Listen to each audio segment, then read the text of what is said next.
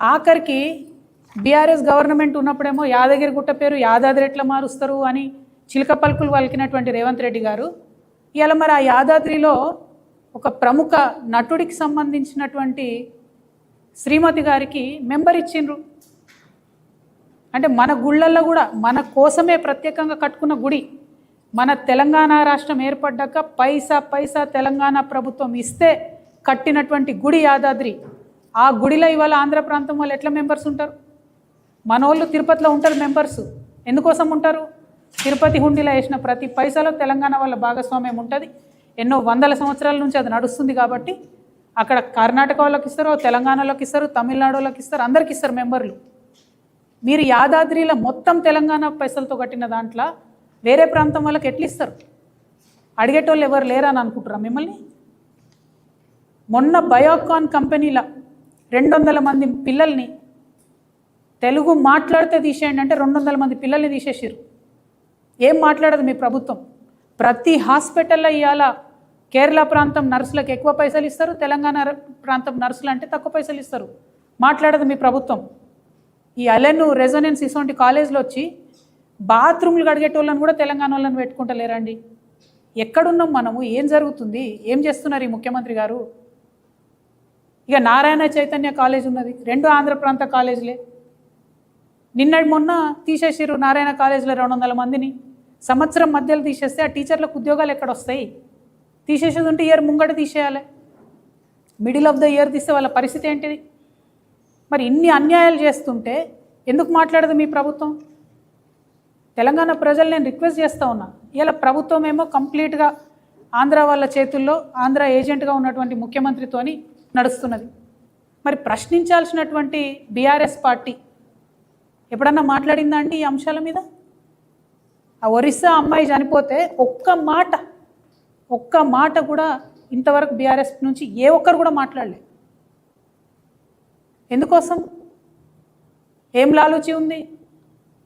London లాలూచి ఇది. ఫ్రెష్గా నిన్నగాక మొన్న జరిగింది లండన్లో మీటింగు, దాని ప్రభావం ఏమో అని నేను అనుకుంటున్నా. దాని గురించి కూడా చెప్తా మీకు. నారాయణ చైతన్య కాలేజీలు వీటి మీద ఎన్నడూ కూడా మన బీఆర్ఎస్ పార్టీ నాయకులు ఎవరు మాట్లాడరు. నేను ఇదివరకే చెప్పిన మీకు, గుంటనక్క గారు పాలు అమ్ముకుంటారు నారాయణ చైతన్య కాలేజీలకు కాబట్టి ఒక్క మాట మాట్లాడరని. వ్యాపార సంబంధాలు ఉన్నారు కాబట్టి మాట్లాడరు. కేటీఆర్ గారికి ఉన్న ఆంధ్ర ఫ్రెండ్స్ వాళ్ళకున్న పర్మిషన్ల సంగతి మీకు తెలిసి నేను చెప్పే అవసరం లేదు. అందుకని వారు మాట్లాడరు. అంటే బీఆర్ఎస్ పార్టీ మొత్తం కూడా మౌన దీక్ష పట్టి కూర్చున్నది. మీ అందరికీ తెలుసు నా దగ్గర విస్పష్టమైన ఆధారాలు లేకపోతే నేను మాట్లాడనని. ఇవాళ నేను సూటిగా ప్రశ్నిస్తున్నా ముఖ్యమంత్రి గారిని. మీకు గుంటనక్క గారికి, గుంపు మేస్త్రికి గుంటనక్కకు ఏం కూడా లండన్లో లాలూచి జరగకపోతే మీరు అర్జెంటుగా quit pro quo case file చేయాలి హరీష్ రావు గారి మీద. ఎందుకోసం చెప్తున్నా? నారాయణ చైతన్య 2 కాలేజీలలో, దాంతోపాటు ఆయన మంత్రిగా ఉన్నప్పుడు, ఆయన ఆరోగ్య శాఖ మంత్రిగా ఉండే, KIMS, Yashoda, Apollo, Basavatarakam, Omega, Aurobindo, doctor Reddy's, Virinchi, Kamineni, MRF, ఈ అన్ని హాస్పిటల్స్లో కూడా హాస్పిటల్ కాదు, కామినేని, విరించి, బసవతారకం, ఒమేగా, అపోలో, యశోద, ఇవన్నీ హాస్పిటల్స్. ఈ అన్ని హాస్పిటల్స్ వాళ్ళ సొంత పాల కంపెనీలో మిల్చి వెబ్సైట్లో పెట్టింది. నేనేమో కథలు చెప్తలేను. అంటే ఒక ఆరోగ్య శాఖ మంత్రిగా పనిచేసేటటువంటి వ్యక్తి వారి సొంత కుటుంబ సభ్యులు, వారి సతీమణి నడిపేటటువంటి కంపెనీ ద్వారా ఈ అన్ని కంపెనీలకు, ఈ అన్ని హాస్పిటళ్లకు పాల సప్లై చేస్తున్నారండి. అంటే చిన్న సన్న కాదు. తెలంగాణ ప్రజలకు నేను లెక్కలతో సహా చెప్తున్నా.